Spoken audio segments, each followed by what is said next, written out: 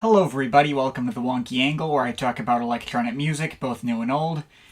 And today I'm talking about the new album from Vale-Smith, Rekindle. Damn, this was fast. Hopefully we're no stranger to Vale-Smith on this channel. This will now mark my 5th time covering him in a proper video. But we have come off the heels of his last album, Coruscate, which came out January 1st of this year.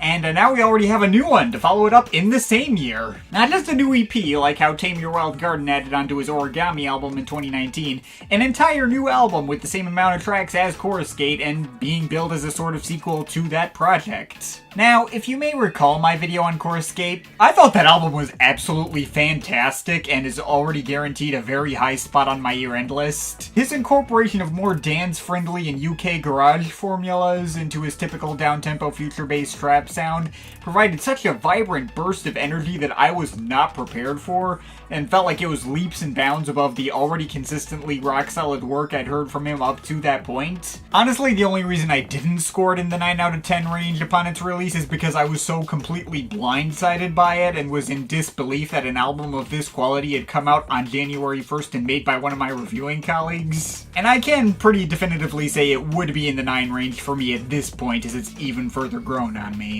Cannot praise that album enough. This new album, though, is a bit of a different beast. Not just because of the remarkably fast turnaround, but also the context in which it was made.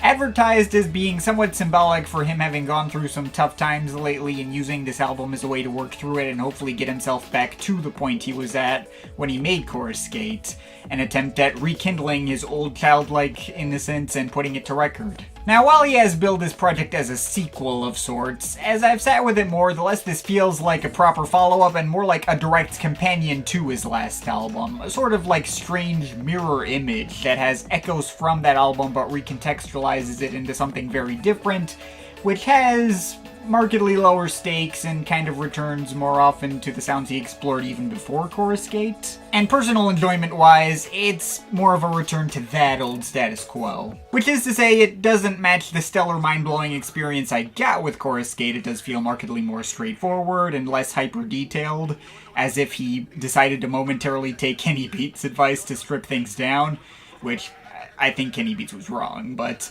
regardless, this is yet another very solid effort to add to his catalog.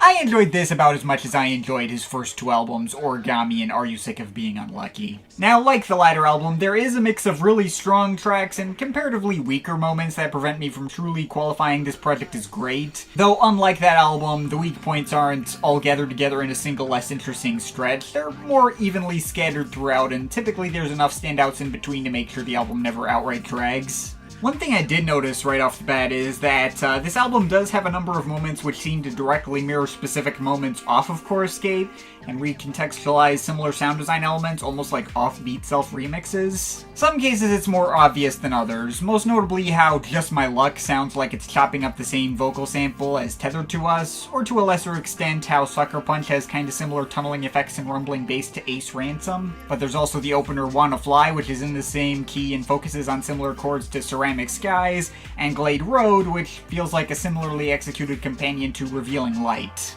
Obviously, not every track has a one-to-one parallel to something on Coruscate, and there are much more tracks that don't have those kinds of subtle callbacks than those that do. And honestly, some of the examples I just gave might even be a slight stretch, but there are enough of these kinds of moments which lead me to feel like this is more of a sister album to mirror Coruscate rather than act as the true next big step for him. Not to say this thing is like a B-sides collection or anything, it does stand on its own well enough. It's much too intentionally structured and well-flowing and containing its own separate identity for that, but yeah. Now, when going through individual tracks, I guess I'll go through the parts that I wasn't as crazy about first and get those out of the way. I do remember being slightly underwhelmed by the first pre-album single, Starlight Beamin', when it first dropped. While it has this very nice, clean-sounding, glitchy, deep house-ish groove to it and is among the more distinct-sounding cuts on this album, it has marginally grown on me the more I've sat with this thing and makes more sense as a single after hearing it in fuller context. It did initially strike me as a little underdeveloped and like it could have stood to do more with the fairly straightforward ideas it displayed. Didn't really feel like there was all that much to it aside from one change up halfway through, and I've heard him execute this kind of formula in a more interesting way either in the past or even elsewhere on this album. Sucker Punch also didn't feel all that distinct to me. While it has some nice chops of piano and some pretty synth melodies bursting through its above-mentioned tumbling bass, it never really stuck with me as a standout. Feels like an odd choice for a second single. Just My Luck, as I mentioned, mainly stuck out to me for having the same vocal sample as Tethered to Us. And sure, it may chop it up differently and focus on a different, sparser, but still welcoming and comfy kind of vibe.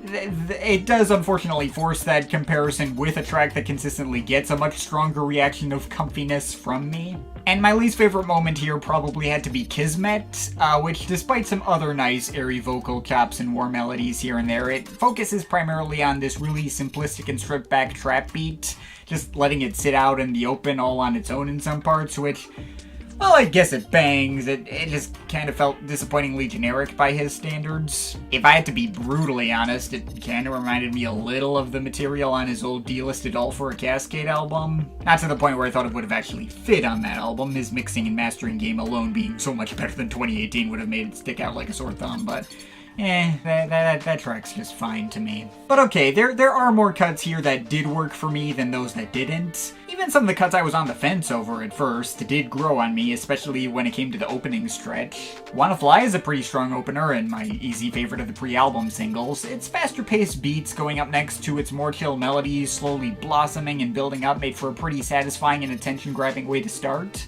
And while the following two cuts, One Conversation and the title track, didn't hit me as anything special when I first heard them, they are pretty neat in how they directly work off each other and almost feel like two parts of the same whole, with the former being more of a banging Hudson Mohawk-ish future-based cut, and the latter taking the same chord progression and applying it to a more spacious and chill sort of groove, building off its ideas and taking them somewhere else. That's cool. Glade Road's brighter melodic textures would always particularly stick out to me as striking. That one is a consistent favorite despite not giving me that much to say about it. And all the shorter interludes are nice too, like the especially warm acoustic guitars and pianos of Perfect View, which again grew on me the more I heard them, and Downloading, which introduces this sample with this particularly sick melancholy sax solo and ended up becoming one of my favorite cuts in the bunch on that merit alone. But these moments are just good, and there are a few more that finally start pushing back into great territory. My favorite individual cut here is probably Ice, which breaks into this especially banging house groove built on top of these warm samples and particularly aided by that sampled rap verse going over most of it.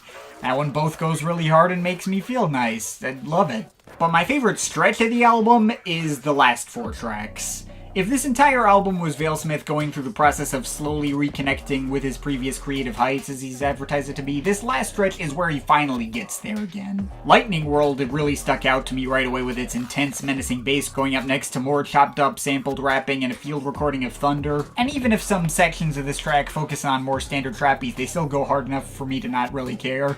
There's so much intense bass throughout this track that gets pretty dang epic in parts. We also get the shortest track, Hula, which isn't anything more than some light piano loops going over one of his usual wonky beat mixes, but still sticks out to me as a particular highlight for how it so well nails its melancholy atmosphere, reminding me of the best parts of his Origami album. Like, it feels like the lightning subsiding into a lighter rainstorm. And then the last two tracks, Busted and Ensign, don't sound quite like anything else I've ever heard Vale-Smith try before. They focus on a lot of really fast-paced and much punchier 80s percussion and feel like they have markedly more energy and drive than anything else on the album. Busted starts out better with its clouds of pads and vocal chops being washed over by the 80s beats, even if it eventually evolves into something that adheres more to his standard formulas. But Ensign mirrors that track in a really nice way with all these warm and chill guitar patterns and then pays off in even faster and more frantic 80s beats and intense electro house bass. It's a high to match the ending of his track Veracity in the Warehouse, while also making for an emotionally satisfying ending to the whole album. So there we have everything on Rekindle. And some parts I'm ambivalent on, some parts I like, some parts I love, and as a whole it averages out to be really solid. And it's really short and breezy at only 41 minutes total, so it's a pretty easy commitment to make. As I said, I don't think it's the best Vale-Smith has shown himself to be capable of. Honestly, having this to compare it to Coruscate has only made that album further grow on me. But at the same time, it does feel like this album came out of a darker place. The whole thing feels like working through a healing process of having gone through some lower points in life, perhaps hitting some bumps along the road, but finally triumphantly rising above it all in the end. And there is undoubtedly something to that as well that Coruscate obviously doesn't have. It definitely is able to set itself apart as its own thing despite the various parallels and echoes it directly makes with that album. But yeah, despite all my various misgivings with it, I would say this is yet another solid entry into the Vale-Smith catalog that's just as worth hearing as all the others, and I'm overall feeling a 7.7 out of 10. But of course, this is just my opinion. You can feel free to disagree with it, but I'd like to hear your thoughts, so leave the comments in the comment thing down there. Shout out to my Patreon supporters. There are some people. You want to add yourself to that list. Link to my Patreon is in the description. But yeah, that's pretty much it. That's all for today. See you next time.